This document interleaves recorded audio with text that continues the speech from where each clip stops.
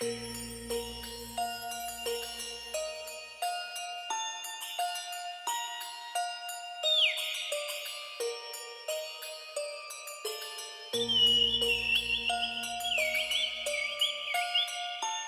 on the UOFanatic Podcast, we will be talking about 2026 and pricing at the Universal Orlando Resort, and we'll catch up on what's been going on.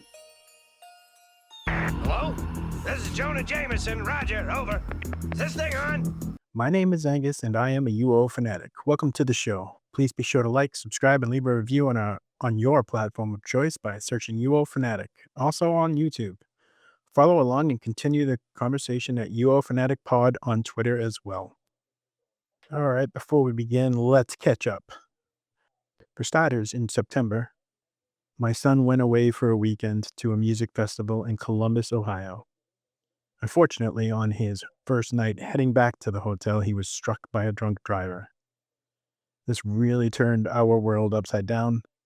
He broke his femur, and it wasn't possible to get him home in any reasonable amount of time. So I flew out there to be with him and made a hotel reservation basically day by day because we never knew when he might be able to be moved from the hospital to inpatient physical therapy. I ended up staying there for like 2 weeks, and it was like Groundhog Day. I literally every day I would wake up, take a shower, walk 10 minutes down the highway to where the hospital was, wait there all day, hoping to hear something. And by 5 p.m., when I didn't hear something, I would make a new reservation at the hotel that I had already stayed at. And then around 8 p.m., I would head back, 10-minute walk up the highway because it was very dangerous. I was walking. I wish I had photos of where I was walking. But anyway, um, 8 o'clock is about the time when it was getting dark. So that way, because that would have been really, really bad if it was dark out. But anyway, then I'd go back to the hotel and basically check back in, and they'd put me in the same room every night. It was really wild. But anyway, let's jump ahead. He's back here in Massachusetts. He's living with us. Stairs are still a real challenge for him, but he is doing great and he will make a full recovery. It's just taking time. And if all that wasn't enough, our daughter was married in November in Mexico.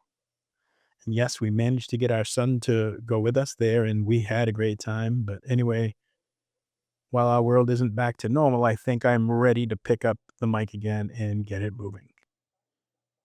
I'm not going to go back where I left off. I'm also not going to start over. I'm just going to move on. So now calling this season 1, episode 1.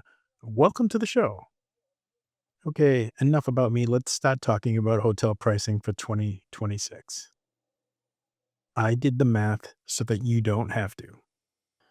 I basically recorded a weekday rate and a weekend rate for every week of the year for 2026 for all 11 properties. Put that into a spreadsheet so I could manipulate or chart it, see things, right? Take a look at the data. So I'd like to start with what I call the 60,000 foot view, which basically is taking the entire year's data and looking at that and see if there's any noticeable trends. And there were. I saw 3 very notable trends while doing it in this way.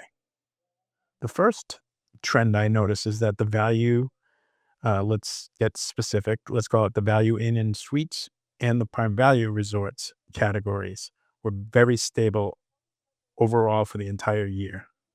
And that's a great thing because that means you can always kind of reliably predict what those categories of resorts are going to cost you as opposed to the signature series that are really all over the place.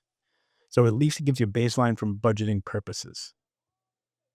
And frequently, I did notice you can find some of the prime value resorts can be cheaper than the value inn and suites category, so I'm not sure what they're doing there. I mean, it's obvious that it's the large resorts that have family suites and that are considered the value entry that are called the value inn and suites category. But the name prime value also makes it sound like a step up, right, from the others. So we'll have to see what they're thinking there. But right now, to me, they feel very much the same, at least by looking at the data. The second notable trend that I saw was the Signature Series hotels have much more variance, but pricing in May through September shows a lot of promise. We will definitely dig into that more, but May through September is when you're definitely, if you are very budget conscious and want to stay at a Signature Series hotel, this is probably where you're going to want to look. And the last notable trend I found completely is that um, Sapphire Falls itself is an outlier. So Sapphire Falls is in the Signature Series category. I know it always felt like a misfit in that category because at the time we only had the three other hotels that offer unlimited express. So Sapphire felt funny there. But now with Helios Grand also in the category, things do start to feel a little bit, you look at Sapphire Falls maybe differently, right? So you don't no longer have that, without having that 100% expectation of signature means express pass, then now get rid of that conception and decide to look at Sapphire Falls very differently. Because Sapphire Falls absolutely has premier features, right? In my opinion, it has the best pool area at the entire resort. It has the best bar in Strongwater Tavern, and it's a really great centralized location. Now, a lot of people hear that and think, that's crazy. The two resorts that come to mind for a great well, three now resorts that have great location would be Royal Pacific, Hard Rock Hotel, and Helios Grand, right? But hear me out. Sapphire Falls is central to, not only is City Walk very easy to get to, but you have Royal Pacific, you have Aventura, and you have Cabana Bay all in its little circle.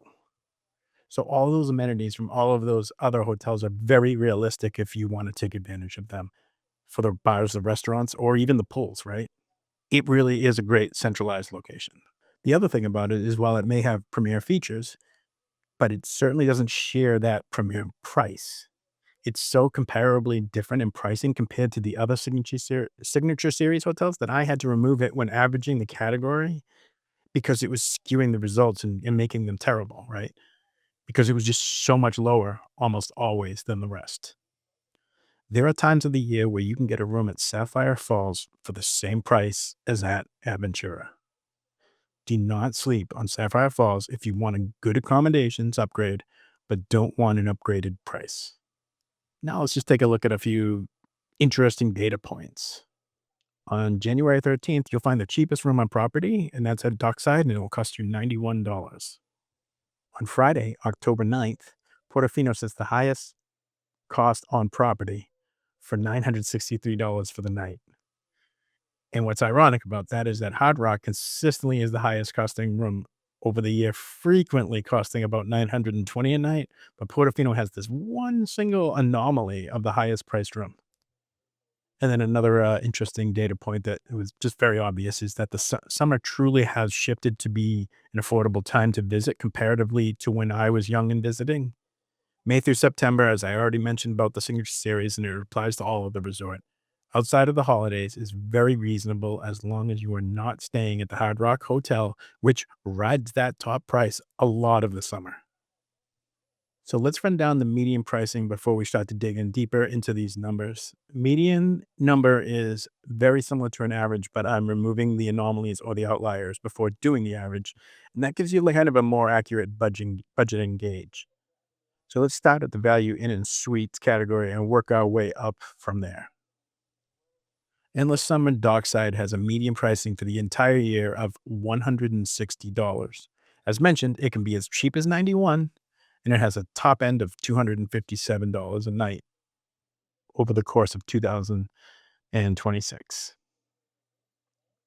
Endless Summer Surfside, my personal preference of the Endless Summer resorts, shares that same median pricing as its sister resort at $160.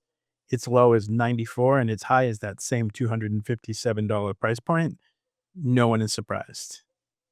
Cabana Bay Beach Resort, the OG, has a median of 206 a night price tag, with its low at 104 and its high hitting 371 for the year.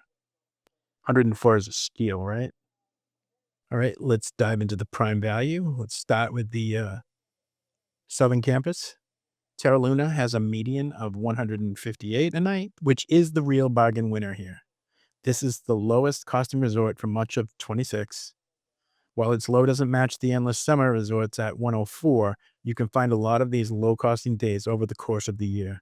The high price point here is 345, which ironically is the highest price point for a room in this category. Stella Nova shares very similar traits, no surprise, as Terra Luna, with a median at 179. Its low is 109, and its high price point is 327. Aventura is similar to, say, Sapphire Falls, what I was talking about there. It's honestly like the sleeper hit of the year. While I was praising Sapphire for its cost to accommodation ratio, Aventura has the added bonus of frequently being on the very low price and across the resort and and it's just next door to Sapphire Falls, like shares the same parking lot. So because of that close proximity, you kind of have all the same amenities as Sapphire Falls, just your room isn't quite in the hotel. So Aventura has a median cost of 202 a night and a low of 114. Its highest price point for 26 is $314. All right, let's get to the signature series. Before I get into shock value, we can start nice and easy with Sapphire Falls. I've been praising it, and here you're going to hear why. You heard me gloating about it, and imagine a premier resort in the signature series wielding a median cost per night at only $264. But what makes the heads turn is this: you can frequently find this resort for as low as $145 a night. That is what makes this place amazing. The high per night cost is $481. Helios Grand, the newest resort in the fleet, with an entire theme park in its backyard, is surprisingly budget friendly, at least for this category, with the least variance. It had at least the least variance that I could notice in the overall pricing. It has a median price of $477 a night, with a low of $258 and a high of $827. Royal Pacific has a median price of $528, a low of $316, and a high cost of $860. It sits kind of middle of the road for these signature series hotels. That's kind of a good starting point to look at, and then you know that Sapphire will be a little lower and that it'll be close to where Portofino Bay sits. And then, of course, Hard Rock will be higher. We'll get in there. Portofino Bay has a median price a little bit lower than Royal Pacific at $516, but this is a perfect example of why median pricing is so much more accurate than a simple average. Its highest price point can go to $963, but that was only a single night. So Portofino has a low price of $299, which really is a steal when you think about it, considering the unlimited express pass benefit. In Hard Rock Hotel, I will miss you very much because I can no longer afford to visit you. Well, maybe I can visit you, but I cannot stay with you. Hard Rock has become the highest costing resort almost always. No doubt it's the combination of how close it is to Universal Studios and then, of course, those unlimited express pass benefits. And that's why it has such a high median price point at $672. The median price, ouch. The low is $352. And its high, which I might add is pretty frequently found, $920 a night. I think at $352, I'm listening to you, but boy, I will never pay $920 a night. I hope I never, as long as I live, pay $920 a night. I know inflation and everything changes over time, but I hope I never get that high. Now let's zoom in a bit more now that we understand that big picture. Let's do it month by month, and I think that may help people budget and plan for this year's Universal vacations. January overall is a pretty good time to visit outside of Martin Luther King weekend. Your value inn and suites barely pop past $200 ever in January, and Dockside has a median price of $95 for the entire month. Prime value resorts stay pretty stable all month, with the Cabana Bay outperforming its Southern Campus sisters. And for Signature Series, the first 2 weeks of January starting at the 4th, and then the last 10 days of the month have some real steal potential. I see averages of $320 range for the entire category during those time periods. And being specifically during those time periods because it gets very expensive in the Martin Luther King weekend timeframes. Sapphire Falls and Helios Grand shining during the period, that same period I'm talking about, with medians of $213 and $320 respectively. Those are really good deals. 213, even for Grand Helios, if you haven't done it and you want to, what a great opportunity for $320. Keep in mind, January does tend to have shorter hours and can be a little cold, but look at these prices. It seems like it's worth the gamble to me. February has a little volatility with northern states getting their winter break. And this year, the actual Mardi Gras date is during that winter break, which makes it double jeopardy. Avoid Valentine's Day week this year as well, unless you like an average signature series resort cost of $694, that is. A few resorts do stand out with decent median pricing, such as Dockside at 162, Surfside at 168, and Stella Nova staying under 200 with a median of 194. If this is the only time you can go, you might want to keep an eye on Sapphire with a 308 median price for the entire month. In fact, it's currently the one signature resort resisting even the Valentine's week increases. You can get a room on February 15th for $199 at the time of this recording.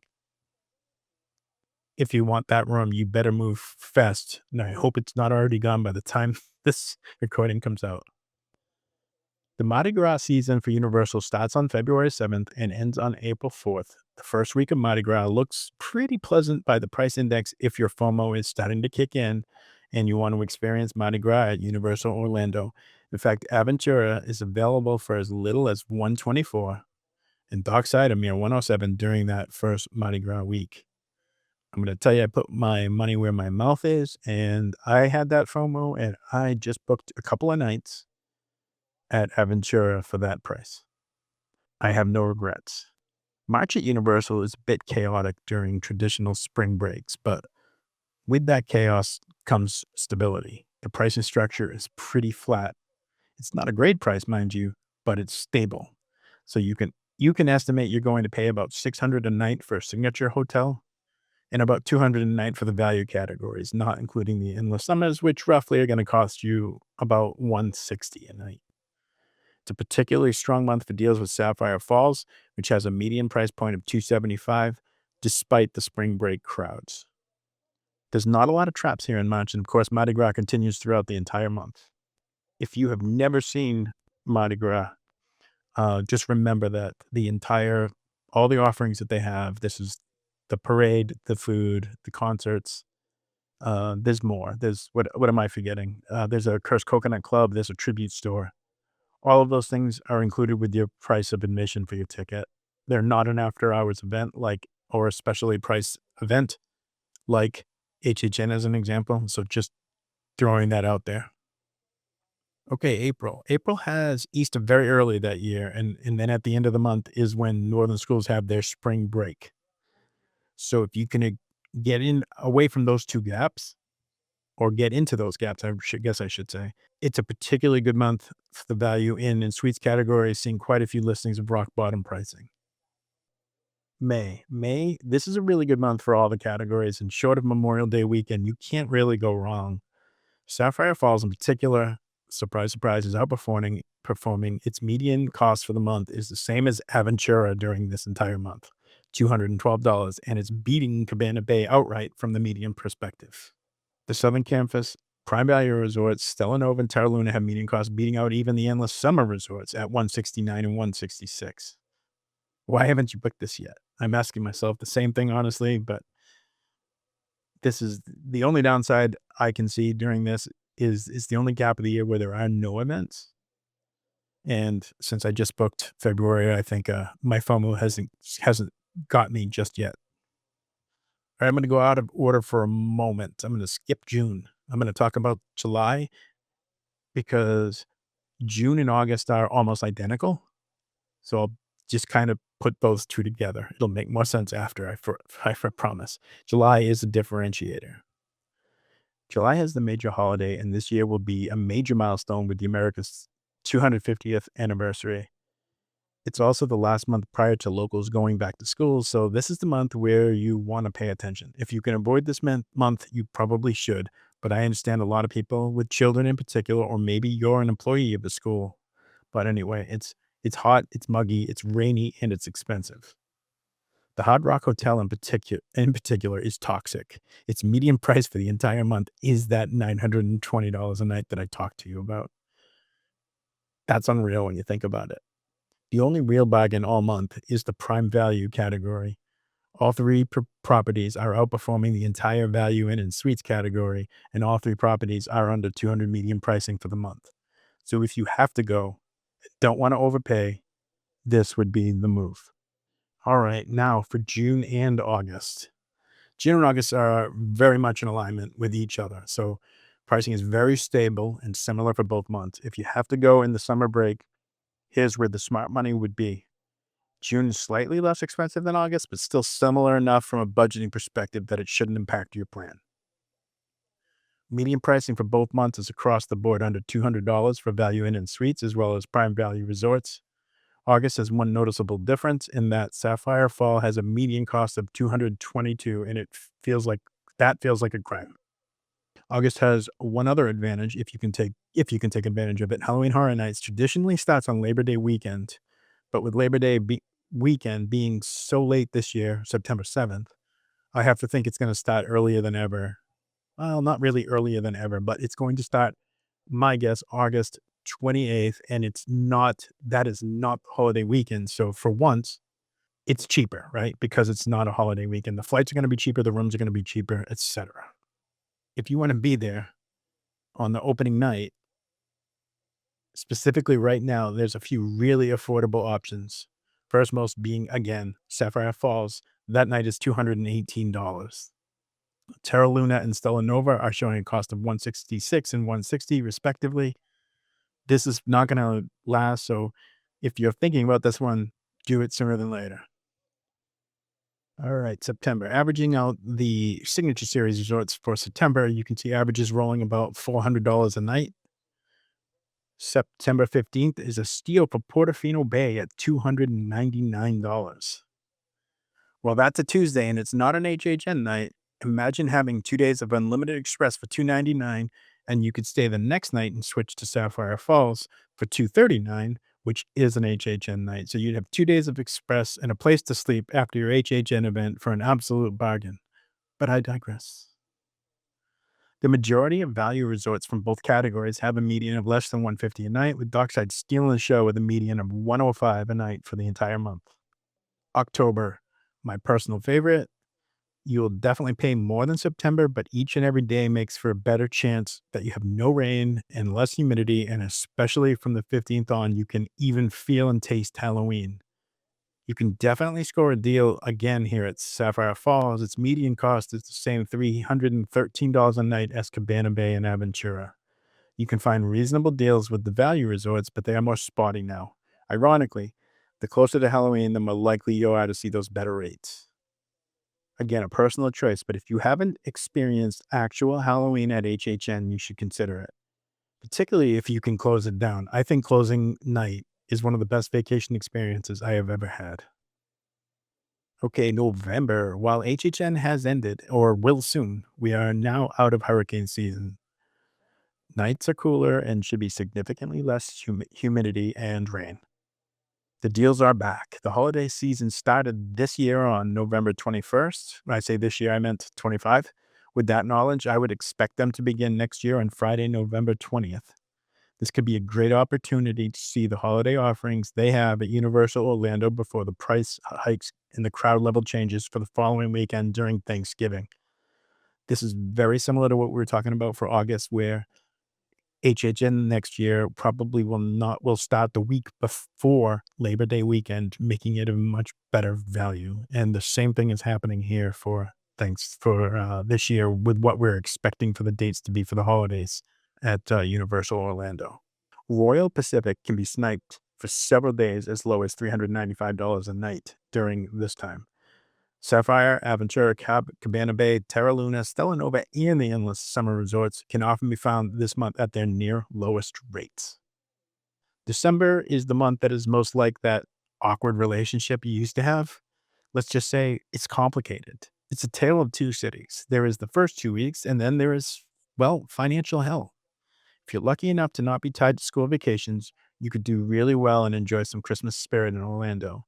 If you aren't so lucky, a second mortgage is always an option. The first week, you could find yourself at the Hard Rock Hotel for as little as $478. The last week, it's going to cost you $800. First 2 weeks, everything from Sapphire Falls down to the Value Inn and Suites and the prime values are under $200 as a median price, often at their lowest values. Portofino and Royal Pacific have a median of less than $500 during the same period at $473 and $463 respectively, and lows of $423 and $368. It's a great time to visit and have those express passes for 2 of the 3 theme parks. Again, this is similar to what we talked about in Mardi Gras. There are a lot of extras for the holiday season as well, and they are all included with your price of admission, unlike HHN. So maybe that's something you should be thinking about. So that's the data for 2026. Let's just wrap it all up. If you have any specific questions about it, I'm happy to talk to you about it. You can hit me up on Twitter at UOFanaticPod. You could also leave me an email, and I should probably have checked what that email address is before I started. I hope it is. It's podcast at UOFanatic.com. All right. So happy New Year. I hope your holiday season has been wonderful for you, your friends, and your family, and here's to an even better 26. So let me ask you, what time of the year will you be visiting Universal Orlando, and where will you be staying? I would love to know. Please comment on Twitter to UOFanaticPod or leave a comment to UOFanatic on YouTube. While we're on the topic, please like and subscribe on your podcast platform of choice. I would also really appreciate it if you spread the word about the show or share an episode on social media. I really would appreciate your support. Speaking of support, if you would like to support the show, please consider allowing me to assist you and book your Universal vacations. I am an authorized Universal Orlando Resort specialist with decades of experience at touring the Universal Orlando Resort. Remember, my services cost nothing to you, absolutely free. I am paid by Universal Destinations. Find out more at UOFanatic.com, where you can fill out a short form on the right sidebar to let me know how to get in touch with you in regard to your Universal Orlando vacation. Thank you for listening. We'll see you next time. Guess that wraps things up. You guys did all right. But don't give up your day job. Say cheese. See you later. Congratulations, you're heroes. I knew it all the time.